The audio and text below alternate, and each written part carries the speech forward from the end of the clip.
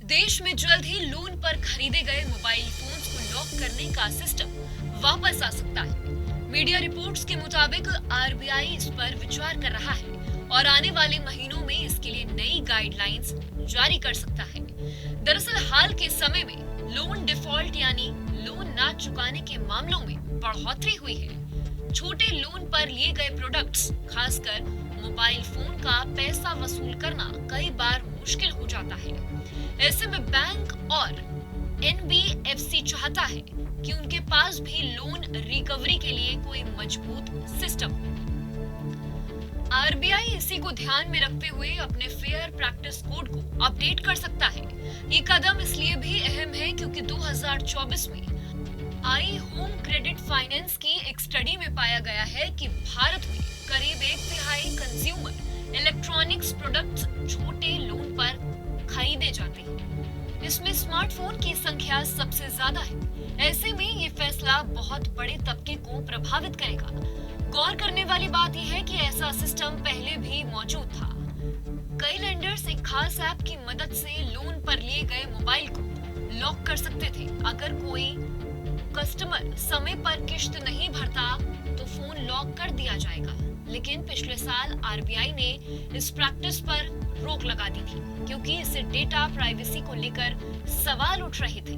कई मामलों में ये देखा गया कि फोन लॉक होने से यूजर की पर्सनल जानकारी पर खतरा बन जाता था। अब आरबीआई इस सिस्टम को दोबारा लागू करने पर विचार कर रहा है, लेकिन इस बार बैंक डेटा प्रोडक्शन पर खास ध्यान दे रहा है। नई गाइडलाइंस में ये साफ किया जाएगा कि लोन देने वाले सिर्फ फोन लॉक कर सकते हैं, लेकिन किसी भी तरह से यूजर का पर्सनल डेटा एक्सेस नहीं कर पाएंगे।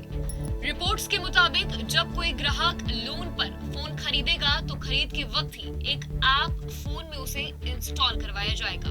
ये app Google device lock controller, Samsung finance plus या फिर कोई भी और लेडर विशेष ऐप हो सकता है। इस ऐप के जरिए जरूरत पड़ने पर फोन को लॉक किया जा सकेगा, लेकिन लॉक करने से पहले कंज्यूमर की सहमति जरूरी होगी। मतलब फोन खरीदते समय ही ग्राहक को ये जानकारी दी जाएगी और उनकी परमिशन ली जाएगी। अगर ग्राहक लोन समय पर चुकाता रहेगा तो कोई दिक्कत नहीं होगी। अगर कोई लोन चुकाने में गड़बड़ी होती है तभी फोन को लॉक किया जाएगा। इस फैसले को लेकर लोगों में चिंता भी है। कई लोग मानते हैं कि अगर फोन अचानक लॉक हो गया तो कई जरूरी काम रुक सकते हैं। वहीं कुछ लोग इसे सही कदम मानते हैं क्योंकि इससे लोग समय पर लोन चुकाने के लिए प्रेरित होंगे और डिफॉल्ट के मामले घटेंगे। नई गाइडलाइन से लोन रिकवरी भी आसान होगी और यूजर्स के डेटा की प्राइवेसी भी बनी रहेगी। हालांकि अभी तक आरबीआई की तरफ से कोई आधिकारिक ऐलान नहीं हुआ है। जहाँ भक्ति है हर शब्द में, कथाओं में छुपे हैं दिव्य रहस्य और ज्योतिष देता है जीवन को दिशा। धर्म से जुड़ी हर बातों को जानने के लिए हमारे चैनल स्तुति को सब्सक्राइब करें। चैनल पर जाने के लिए इस लिंक पर क्लिक करें।